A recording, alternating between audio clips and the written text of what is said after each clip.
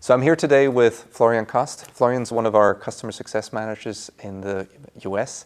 He brings a unique perspective to passenger flow because he's worked professionally both in European and US airports. Florian, thanks a lot for coming on. For the audience, maybe just briefly introduce yourself. Thank you very much for having me. My name is Florian. I am from Germany originally. I basically grew up working at Munich Airport almost my whole life. I then transferred from Munich Airport to Newark, where Munich Airport operated one terminal, or still does operate Terminal A there. And I was part of the team that was moved over there. And last year, in December 2025, I joined the Xovis team, which I had previously worked with as a customer. So, having worked with passenger flow on both sides of the pond, a passenger journey, a US domestic passenger journey can feel somewhat similar to a Schengen passenger journey on the European side. From a passenger flow perspective, what would you say are the main differences, and does it have common ground?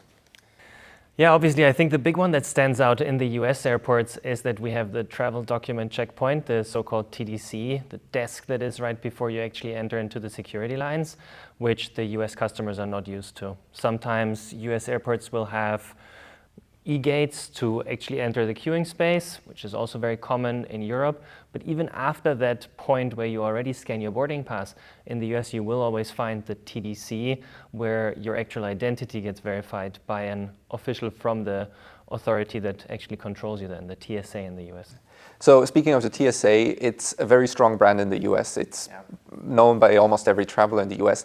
Does that make things easier for travelers because they kind of know what to expect at every airport is very similar compared to Europe, or does that not have an impact on actual throughput rates or flows? I think it does. You know, it makes everything more uniform. When you talk to anyone traveling the US, they will not say they go through security, they go through TSA. They will ask you inside the terminal, where is TSA? In Europe, nobody would ask you, where is my security control administration point here? You know, they only say security. But in the US, it's always, where is TSA? And if you look at the numbers, I mean, it's phenomenal what's going on and how big TSA is. The US has over 800 million passengers a year. So TSA as an entity, as an authority, controls over 800 million passengers every year. And there's not a single one in Europe that comes anywhere remotely close to that.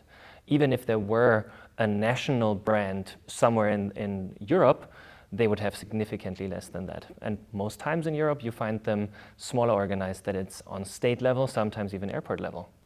So working with Xovis data, what's your experience? We have TSA as a giant government entity on one end, and in Europe we have all shapes and forms of privatized security screening, government-controlled security screening, and so on. Is there a pattern when it comes to throughput rates, or can you not say that? I'm not sure if we can disclose any data here so publicly, but of course you can see that a more standardized framework that all of your staff has to follow usually makes things more efficient, and especially when you scale it up to over 800 million passengers per year, that comes with huge efficiencies, right?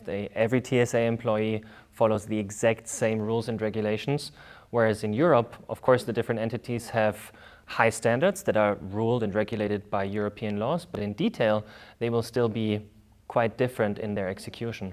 So for the passenger at the end of the day, when you look at the details, as a passenger in the US, you always have the exact same things to follow. I mean, sometimes different X-ray machines, you have to take some things out or not, that might be different, but overall, in the grand scheme of things, everything will be different for you inside the US. So significantly easier for the passenger to focus, and thus reduced process times, and your throughput goes up.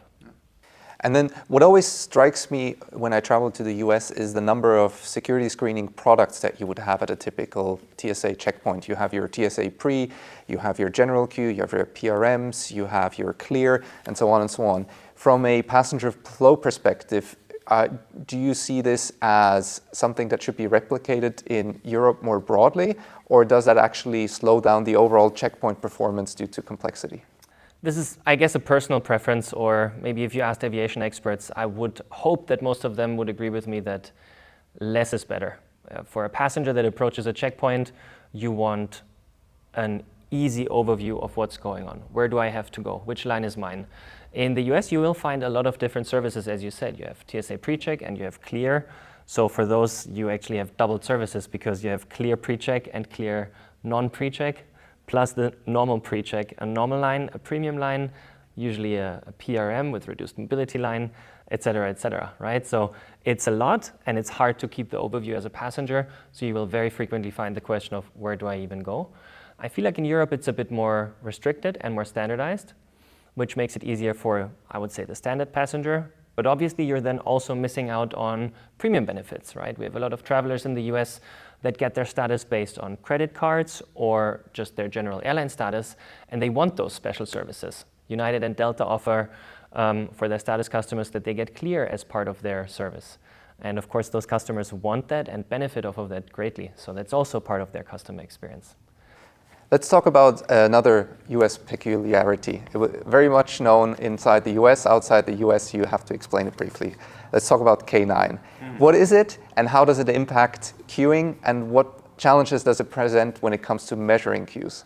K9 is an awesome topic. I mean, seeing the K9s in the terminal, in the queue, first of all, makes passengers happy. Usually seeing dogs is something that people enjoy. The idea behind the K9 screening is that the dogs are able to smell explosives. So what is being done is that you actually take out some of those stanchions inside the queue and you create the so-called K9 area where the dogs will walk behind passengers that have crossed through this area. So every time a passenger crosses, they walk behind them and smell whether somebody has an explosive on them or not.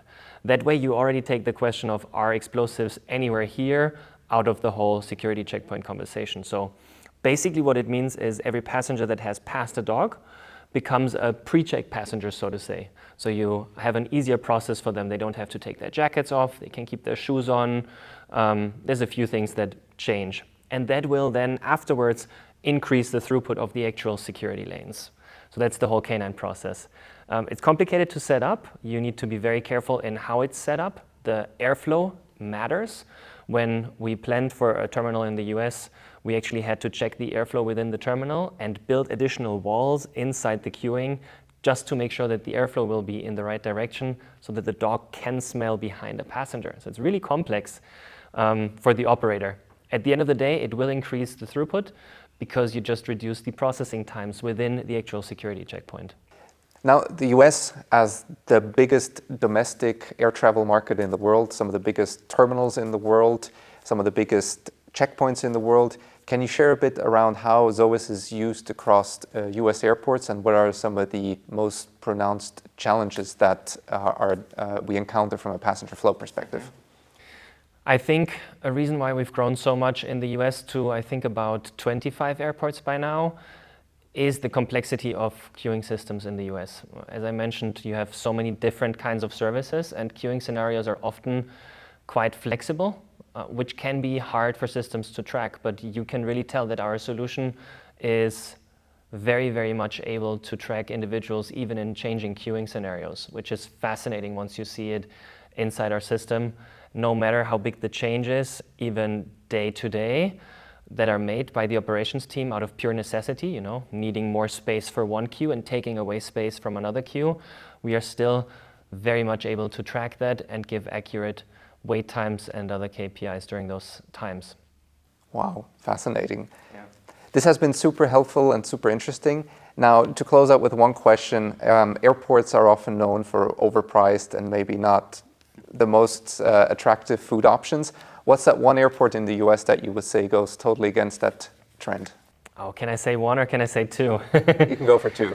I would say that both LaGuardia and Newark have done amazing upgrades to their airports overall and their terminals, but especially the food programs, how they're laid out there and how they focused on local representation is really impressive. The awesome bagels that you can find in both of the airports right now.